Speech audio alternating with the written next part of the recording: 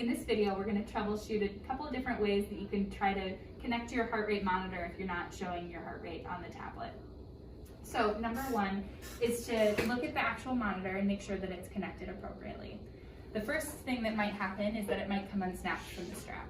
Austin, do you mind lifting your shirt up for me? So we see here that one side was unsnapped. So to fix that, we just snap it right back into place.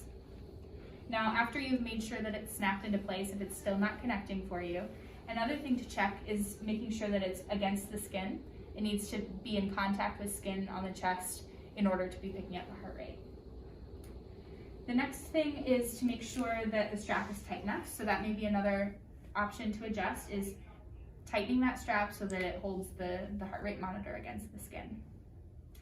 Next, if it's still not connecting, you might need to dampen the back of this heart rate monitor just a bit. You can do so by taking a damp cloth, wiping across the back of that monitor, and then putting it back against the skin.